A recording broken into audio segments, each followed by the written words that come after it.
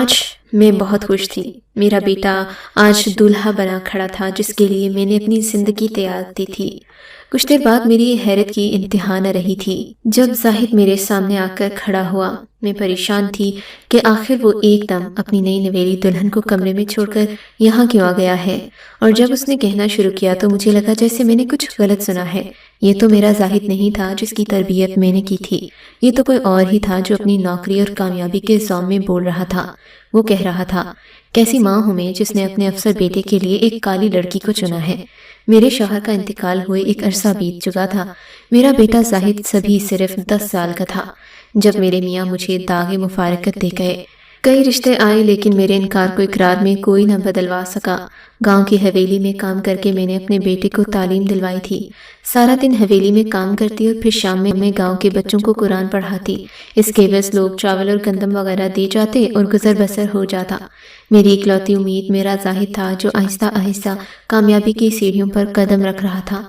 دنیا کے اس سرد و گرم سے بچاتے اسے بڑا کرنا میرے لیے آسان نہیں تھا، لیکن میں نے کیا تھا، اور آج وہ ایسے مقام پر کھڑا تھا جہاں ہر بیٹے کی ماں چاہتی ہے کہ اس کی اولاد ہو۔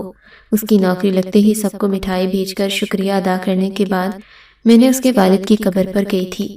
سارے گاؤں کو پتہ لگ گیا تھا کہ بیوہ زبیدہ کا بیٹا افسر لگ گیا ہے۔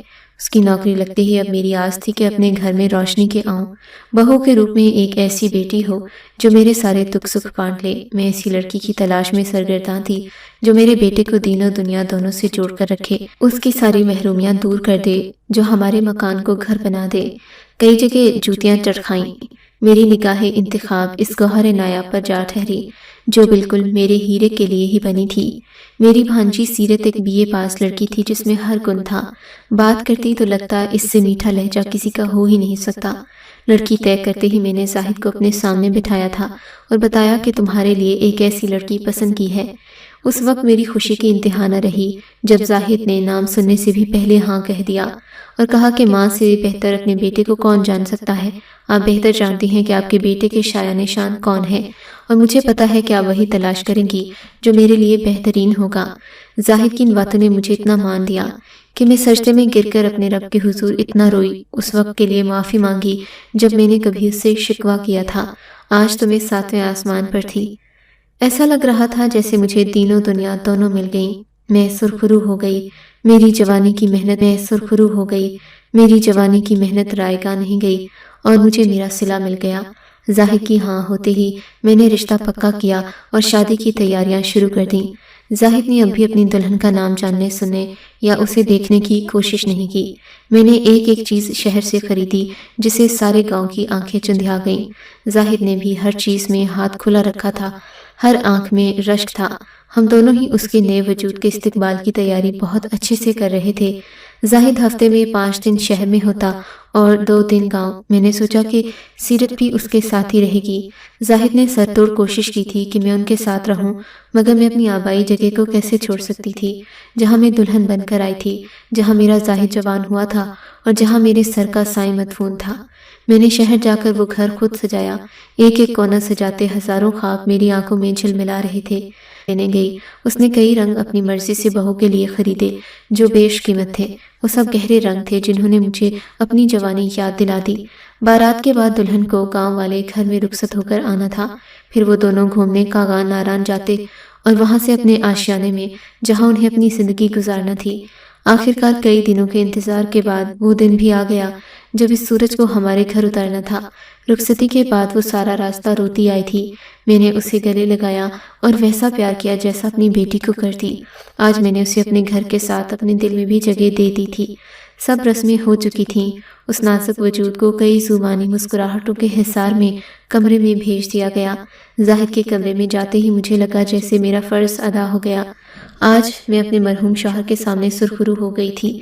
ایک بیوہ ماں کے ہاتھوں پر پروان چڑھا زاہد، جس نے گھروں میں کام کر کے اپلا تھا، وہ بچہ آج ایک لڑکی کو شادی کی رات دھتکار کر اس لیے آیا تھا کہ یہ لڑکی اس کے حلقے میں چل نہیں پائے گی۔ وہ اس کے سجے سنورے روپ کو نظر انداز کر کے اس کے رنگ پر تھوک آیا تھا۔ زاہد نے ولیمے سے انکار کر دیا۔ میں تو اب بھی تنبہ خود سی انہی الفاظ میں جکڑی ہوئی تھی۔ ساری برادری ہمارے گھر میں اکٹھی تھی۔ نیچے لڑکیاں گیت گا رہی تھیں اور میرے دل اور سیرت کی زندگی دونوں میں صف ماتم بچ چکا تھا۔ میرے پاس دو ہی راستے تھے، یا رشتہ داروں کو منع کر دوں یا پھر زاہد کو منا لوں، اور میں نے دوسرا راستہ چنا تھا۔ اس کے قدموں میں اپنا دوپٹہ رکھتے کئی آنسو گر کر ٹوٹے۔ اپنے گھر کی لاج کی بھیک مانگتے میں گڑ گڑا رہی تھی۔ آخر اس نے حامی بھر لی۔ اگلے دن سیرت کے چہرے سے جیسے سارا دلہنیا پن غائب ہو چکا تھا۔ شوخ سی سیرت ایک رات میں ویران عمارت لگ رہی تھی۔ وہ کالی نہیں تھی، ہاں سانولی ضرور تھی۔ اس کی کتھئی سی رنگت ایک نظر میں دل موہ لیتی، اور یہی میرے دل میں بھی گھر کر گئی تھی۔ ولیمے کے بعد وہ دونوں کہیں گھومنے بھی نہیں گئے تھے، اور اب ایک نئی پریشانی آن کھڑی ہوئی۔ شاہد نے سیرت کو ساتھ لے کر جانے سے منع کر دیا۔ انہی دنوں کھڑے کھڑے مجھے ایسا لگا جیسے میری دنیا ہل رہی ہے اور میں وہیں ڈھہ گئی۔ گرتے ہوئے آخری چہرہ سیرت کا تھا جو پریشانی سے مجھ پر جھکی ہوئی تھی۔ ڈاکٹر نے کہا کہ مسلسل پریشانی کی وجہ سے دورہ پڑا ہے، اور پھر پتہ نہیں زاہد کے دل میں کیا آئی کہ وہ سیرت کو اپنے ساتھ لے گیا۔ اس کا رویہ بھی کافی بہتر ہو گیا، مگر ایک دن وہ ہوا کہ میں حیران رہ گئی۔ زاہد میری بہو کو ساتھ لے آیا۔ ان کی شادی کو 5 ماہ ہو چکے تھے۔ زاہد کا جسم بھرا بھرا سا تھا، مگر سیرت کو دیکھا تو میں دنگ سی رہ گئی۔ وہ جو پہلے بھرے بھرے وجود کی مالک تھی، آج سوکھ کر کانٹا ہو چکی تھی، جسے دیکھ کر میرے دماغ میں خطرے کی گھنٹی بجی۔ ایک اور بات یہ کہ جب سے وہ لوگ سیرت نے گھونگھٹ اوڑھ رکھا تھا، جو کہ میرے کہنے پر بھی اس نے نہیں اتارا۔ مجھے تشویش ہوئی، لیکن زاہد کے سامنے کچھ بھی پوچھنا لفظ رائے گاں کرنا تھا۔ شام میں وہ اسے چھوڑ کر شہر چلا گیا۔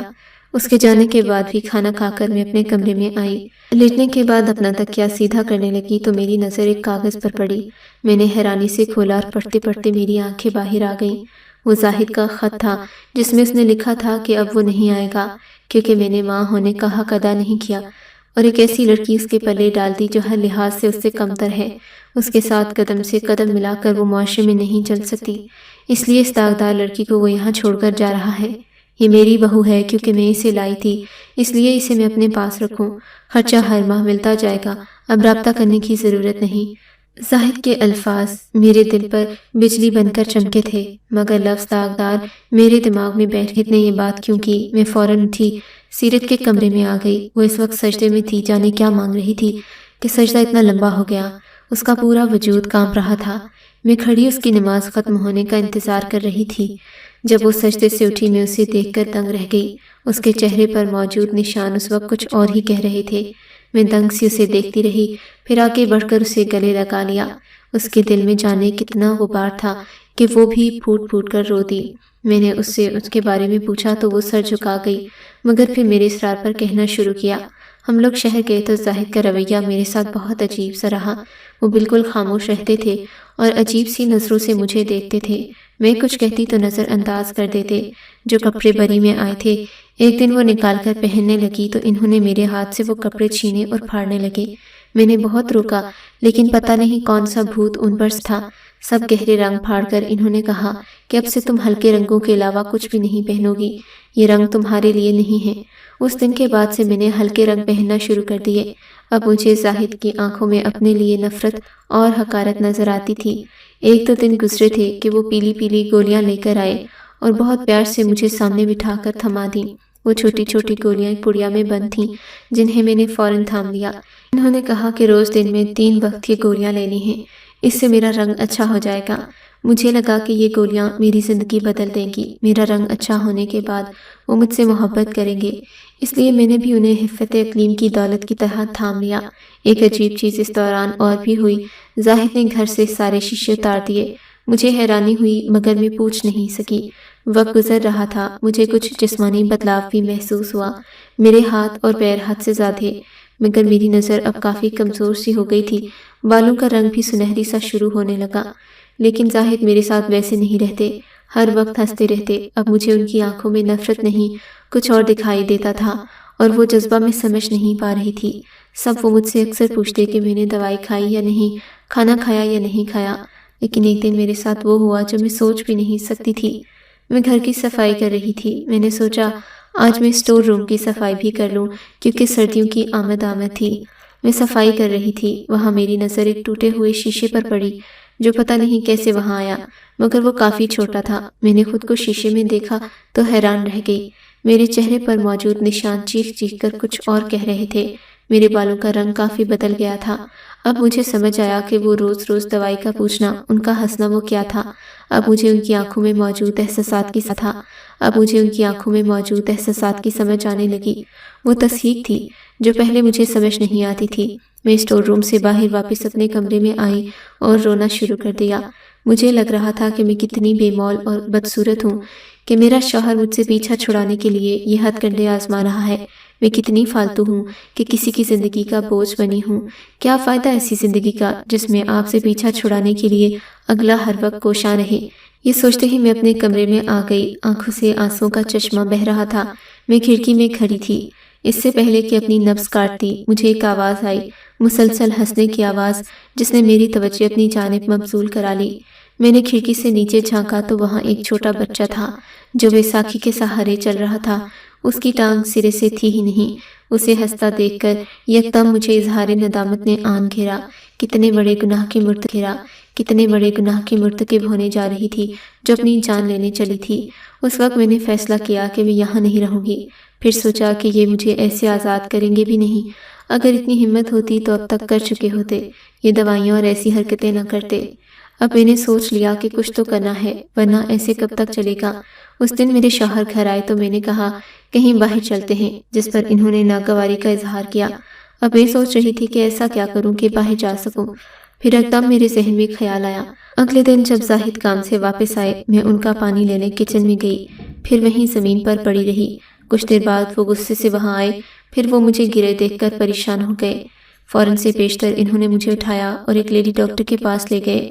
وہاں لیڈی ڈاکٹر نے انہیں باہر جانے کے لیے کہا تو میں فوراً اٹھ بیٹھی اور اپنی کہانی اسے بتا کر مدد کی درخواست کی، جس پر وہ راضی ہو گئی۔ دوا لینے سے منع کر دیا۔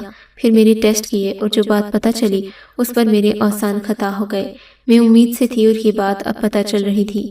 اب میرے ذہن میں آ رہا تھا کہ اگر میں کل خودکشی کر لیتی تو ایک نہیں 2 جانوں کی قاتل بنتی۔ کیا کرنے والی تھی؟ خدا نے مجھے اس گناہ کبیرہ سے بچا لیا تھا۔ میں نے ڈاکٹر کو منع کیا کہ اس بارے میں میرے شوہر کو نہ بتائیں، میں موقع دیکھ کر خود بات کر لوں گی۔ ڈاکٹر نے ظاہر کو کہہ دیا کہ یہ بس کمزوری کی وجہ سے ہے، اور میں بس خاموشی سے چلی آئی۔ اس رات میں پھر سے بہت روئی۔ اب مجھے محسوس ہو رہا تھا جیسے میں کمزور نہیں ہوں۔ میرے ساتھ وجود نے مجھے وہ طاقت دی جو مجھے آج تک کوئی نہیں دے سکا۔ کچھ دن مزید بیتے تھے کہ زاہد گھر آئے۔ ان کا موڈ معمول سے زیادہ اچھا تھا۔ وہ میرے سامنے آئے اور اتنا اونچا اونچا ہنسنے لگے کہ مجھے ایک پل کو گمان ہوا کہ شاید ان کا ذہنی توازن برقرار نہیں ہے۔ اونچی اونچی آواز میں ہنستے ہوئے نکلا اور میرے سامنے کیا۔ میں نے سرد آنکھوں سے خود کو دیکھا، لیکن وہ تھے کہ ہنسے جا رہے تھے۔ پھر انہوں نے کہنا شروع کیا کہ وہ تو کبھی مجھے بالکل پسند نہیں کرتے تھے، بس اپنی ماں کی وجہ سے میرے ساتھ تھے۔ میں ان کے لائق نہیں ہوں اور آج پوری دنیا وہ گرہن دیکھ لے گی جو صرف وہی دیکھتے تھے۔ اب ان کے پاس مجھے چھوڑنے کی ایک وجہ آ گئی ہے۔ اس رات میں نے انہیں اپنے امید سے ہونے کا بتانا تھا کہ انہوں نے میری ساری امیدیں توڑ دی اور مجھے گاؤں لے آئے۔ سیرت نے اپنی بات کہہ کر رونا شروع کر دیا۔ میں اپنا ماتھا پیٹ کر رہ گئی۔ میں کتنی بدبخت عورت تھی جو اپنی اولاد کی تربیت بھی ٹھیک سے نہ کر سکی۔ اسے کسی اچھے برے کی تمیز ہی یاد نہ رہی۔ آج میں اپنے شوہر سے بھی شرمندہ تھی کہ آخر کیسے مجھ سے غلطی ہو گئی۔ میں کہاں چوک گئی، مجھے کچھ سمجھ نہیں آ رہا تھا۔ اس دن کے بعد میں نے سیرت کو اپنے جگر کا ٹکڑا بنا کر رکھا، اسے اپنے ساتھ رکھتی، لاڈ کرتی، پیار بھی۔ چند ماہ بعد کو جنم دیا، جسے دیکھ کر میرے زخم دوبارہ ہرے ہو گئے۔ اسے بھی بنا باپ کے پالنا تھا۔ میں اور سیرت اس دن بھی ایک دوسرے کے گلے لگ کر خوب روئے۔ چند دن قبل ایک آدمی اور ایک عورت ہمارے گھر آئے تھے۔ ملازمہ نے انہیں بیٹھک میں بٹھایا تھا۔ میں حیران تھی کہ ہمارے گھر میں کون مہمان آ گیا، لیکن انہیں دیکھتے ہی سیرت بالکل حیران نہ ہوئی اور فوراً اس عورت کے گلے جا لگی۔ وہ عورت بھی اس سے اتنے ہی پیار سے ملی تھی۔ کچھ دیر بعد جب وہ دونوں الگ ہوئیں تو میں نے استفسار کیا کہ کون ہے بیٹا، جس پر سیرت نے مجھے بتایا کہ یہ اس گھر کی ملازمہ اور چوکیدار ہیں جہاں زاہد رہتا ہے۔ زاہد کا نام لیتے اس کی آنکھوں سے ساری روشنی یکدم بجھ گئی اور ایک محرومی آ گئی۔ وہ دونوں سیرت سے ملنے آئے تھے کیونکہ وہاں اس کا رویہ ان دونوں سے اتنا اچھا تھا جو اس کی یاد ان کو یہاں تک لے آئی۔ میں نے خود کو بہت روکا، مگر ماں کا دل کتنا مجبور ہوتا ہے۔ اس دل کے ہاتھوں مجبور ہو کر میں نے پوچھ لیا کہ میرا زاہد کیسا ہے۔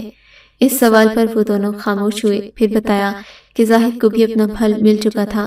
सीरत को जब वो अपने साथ शहर लेकर गया तो उस वक्त वो एहसासी महरूमी का शिकार था कि उसकी बीवी अच्छी शक्ल सूरत की मालिक नहीं है, वो कैसे इसके गुजारा करेगा। इन दिनों इसे रेड लाइट एरिया में जाने की आदत पड़ गई थी। वहाँ कई ऐसी हसीनाएं थीं जिन्होंने जाहिद को अपनी जुल्फों का दीवाना बना लिया। उनके दरमियान रातें गुजार कर उसे एहसास होने लगा कि उसके साथ कुदरत ने और उसकी सगी माँ ने कितनी बड़ी नाइंसाफ़ी की है। अब दिन रात वो इसी बारे में सोचता कि क्या किया जाए कि सांप भी मर जाए और लाठी भी ना टूटे। आखिर एक दिन किसी तवाइफ ने उन गोलियों का बताया जिससे इंसान को फुलभरी होने लगती है। ये मालूम होते ही उसने वो गोलियां सीरत को देना शुरू कर दी। जैसे जैसे वो दवाई लेती उसका रंग रूप सब बदलने लगा, जो सिर्फ जाहिद खुद ही देख सकता था। वो सीरत को देखकर हंसता और अपने जाहिद खुद ही देख सकता था। वो सीरत को देखकर हंसता और अपने साथ हुए धोखे का बदला लेता। जो एहसास उसका था वो यहाँ सब उतार रहा था। सीरत के बदलते नकूश दिन ब दिन उसे खुश कर रहे थे, उसके ज़मीर को मुतमईन कर रहे थे कि जो उस पर बीती है उसका बदला वो ले रहा है, वो भी सूद समेत। लेकिन एक एक दिन गुजरने के साथ वो अपनी अना को तस्कीन दे रहा था। फिर जब उसे लगा कि काफ़ी कुछ हो चुका है और उसका दिल भर गया है, उसने फैसला किया कि इस लड़की के चेहरे पर मायूसी भी देखी जाए जैसा लगता है। उसके बाद उसे गांव छोड़कर चला गया ताकि उसकी माँ, जिसने उसकी परवाह न की, उसके बारे में नहीं सोचा, वो लोगों की बातें सुने, उन्हें जवाब दे। आखिर उसे भी तो पता चले बातें और ताने कैसे होते हैं। आखिर जैसा लगता है जब कोई बिना गलती के आपको सजा दे। सीरत को गांव छोड़कर आने के बाद जाहिद ने इस जगह की एक नाजुक अंदाम हसीना के साथ अपना दिल उसके हवाले किया, जो उसकी कई रातें रंगी थी। उसके साथ निकाह के बंधन में बांधकर वो उसे घर ले आया और वो कमजोर लड़की थी। वो उसे महल की मलिका का दर्जा दे चुका था। इसके साथ भी वही सब करना शुरू किया जो सीरत के साथ होता था। सारा सारा दिन घर में रखना, घर के काम करवाना, मगर एक अच्छी बात कि वो उससे प्यार करता था। वो लड़की एक आज़ाद बुलबुल थी, कब तक उस कैद खाने में रहती। एक दिन मौका पाकर उठी जब जाहिद सो रहा था। सारा जेवर और पैसा इकट्ठा किया और बैग में रख लिया। अपने आशिक को फ़ोन करके बुलाया और उसके साथ घर से भागने का मंसूबा बना लिया। मगर खुदा की करनी, ऐन वक्त पर जाहिद उठ गया। इससे पहले कि वो कुछ और करता, उसके आशिक ने उसे मारना पीटना शुरू किया। एक कारी ज़रब ऐसी लगी कि सारा गाल चीर कर रख दिया। जाहिद के बेहोश होने के बाद वो दोनों वहाँ से भाग गए। अब जाहिद के चेहरे पर वही ग्रहण था जो वो सीरत को देना चाहता था। ये बात सुनकर सीरत और मैं दोनों ही अश्कवार थे, ना कह सके। आज सीरत पहले जैसी हो चुकी थी, बल्कि उससे भी कहीं ज़्यादा खूबसूरत। इलाज ने सब मिटा दिया था। एक हुस्न था जो देखने वाले की आंखें चंधिया देता। कुछ दिन बाद जाहिद अकेला आया और मुंह ढका हुआ, बिल्कुल वैसा ही जैसे वो सीरत को यहाँ छोड़कर गया था।